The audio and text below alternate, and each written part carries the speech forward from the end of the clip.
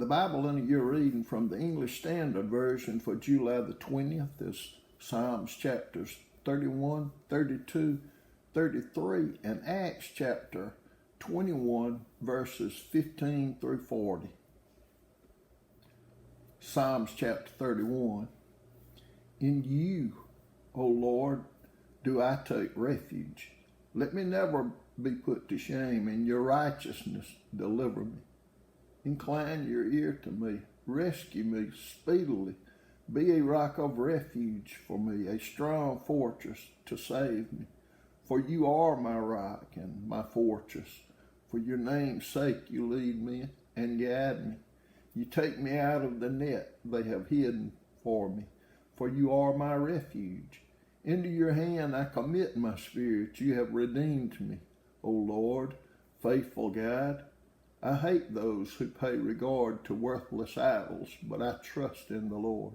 I will rejoice and be glad in your steadfast love, because you have seen my affliction. You have known the distress of my soul, and you have not delivered me into the hand of the enemy.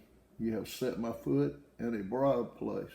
Be gracious to me, O Lord, for I am in distress. My eyes wasted from grief, my soul and my body also.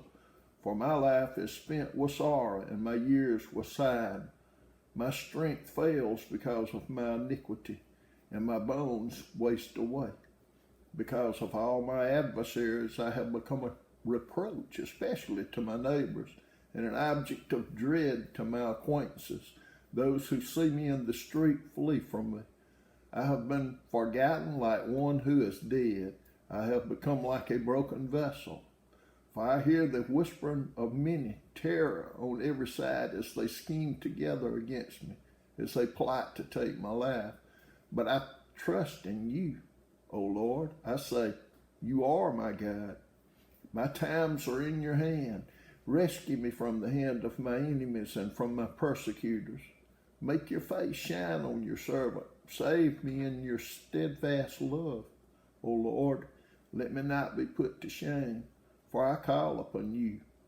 Let the wicked be put to shame.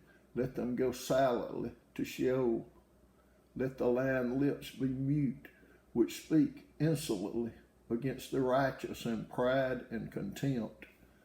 Oh, how abundant is your goodness, which you have stored up for those who fear you, and worked for those who take refuge in you, in the sight of the children of mankind.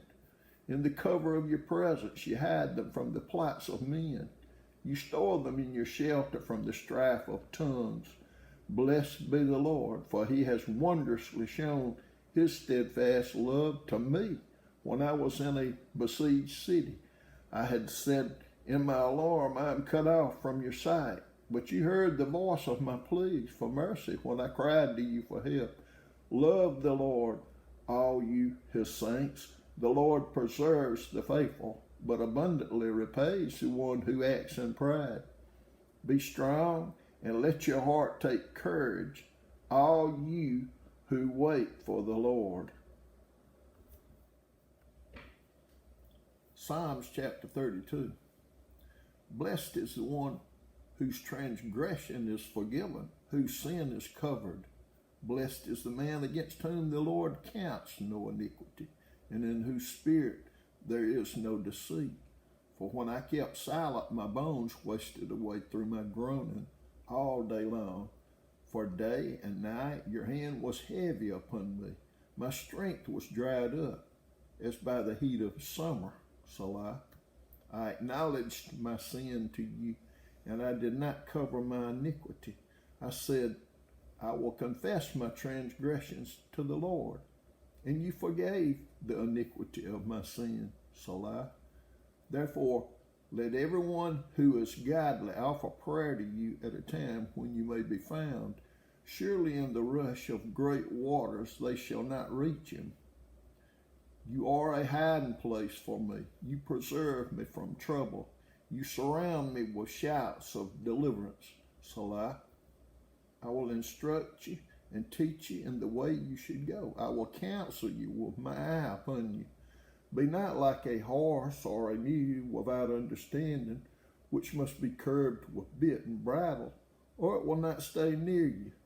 Many are the sorrows of the wicked, but steadfast love surrounds the one who trusts in the Lord.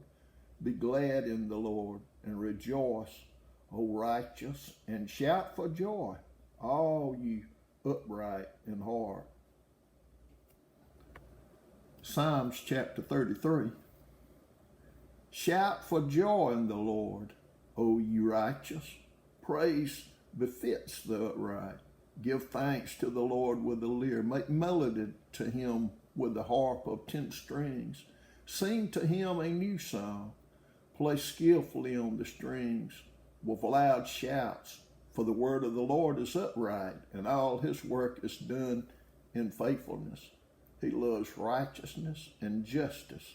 The earth is full of the steadfast love of the Lord. By the word of the Lord the heavens were made, and by the breath of his mouth all their host. He gathers the waters of the sea as a heap. He puts the deeps in storehouses. Let all the earth fear the Lord. Let all the inhabitants of the earth stand in awe of him. For he spoke, and it came to be. He commanded, and it stood firm. The Lord brings the counsel of the nations to nothing. He frustrates the plans of the people. The counsel of the Lord stands forever, the plans of his heart to all generations. Blessed is the nation whose God is the Lord, the people whom he has chosen as his heritage. The Lord looks down from heaven and sees all the children of men. From where he sits enthroned, he looks out on all the inhabitants of the earth. He who fashions the hearts of them all and observes all their deeds. The king is not saved by his great army. A warrior is not delivered by his great strength. The war horse is a false hope for salvation, and by its great might it cannot rescue. Behold, the eye of the Lord is on those who fear him, on those who hope in his steadfast love, that he may deliver their soul from death and keep them alive in famine. Our soul waits for the Lord. He is our help and our shield, for our heart is glad in him, because we trust in his holy name. Let your steadfast love, O Lord, be upon us, even as we hope in you. Acts 21, verses 15 through 40. After these days, we got ready and went up to Jerusalem. And some of the disciples from Caesarea went with us, bringing us to the house of Manason of Cyprus, an early disciple, with whom we should lodge. When we had come to Jerusalem, the brothers received us gladly. On the following day, Paul went in with us to James, and all the elders were present. After greeting them, he related one by one the things that God had done among the Gentiles through his ministry. And when they heard it, they glorified God, and they said to him, "You see, brother, how many thousands there are among the Jews of those who have believed. They are all zealous for the law, and they have been told about you, that you teach all the Jews who are among the Gentiles to forsake Moses, telling them not to circumcise their children or walk according to our customs. What then is to be done? They will certainly hear that you have come. Do therefore what we tell you. We have 4 men who are under a vow. Take these men and purify yourself along with them, and pay their expenses, so that they may shave their heads. Thus all will know that there is nothing in what they have been told about you, but that you yourself also live in observance of the law. But as for the Gentiles who have believed, we have sent a letter with our judgment, that they should abstain from what has been sacrificed to idols, and from blood, and from what has been strangled, and from sexual immorality."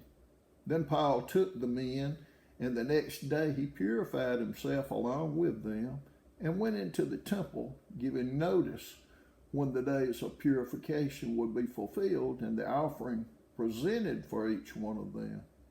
When the 7 days were almost completed, the Jews from Asia, seeing him in the temple, stirred up the whole crowd and laid hands on him, crying out, "Men of Israel, help! This is a man who is teaching everyone everywhere against the people and the law in this place. Moreover, he even brought Greeks into the temple and has defiled this holy place."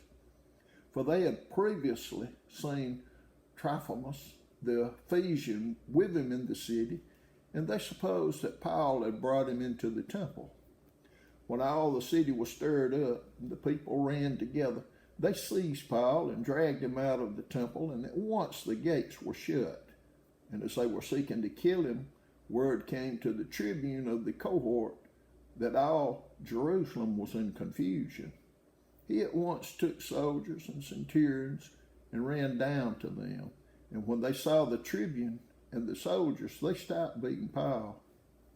Then the tribune came up and arrested him and ordered him to be bound with 2 chains. He inquired who he was and what he had done.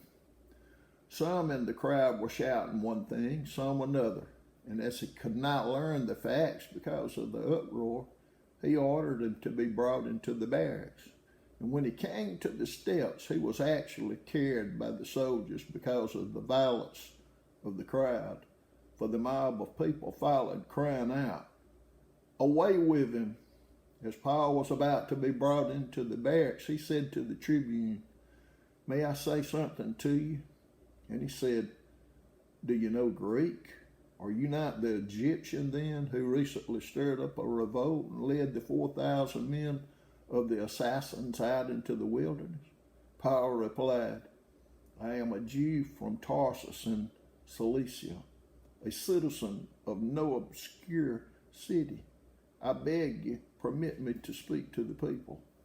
And when he had given him permission, Paul, standing on the steps, motioned with his hand to the people. And when there was a great hush, he addressed them in the Hebrew language, saying,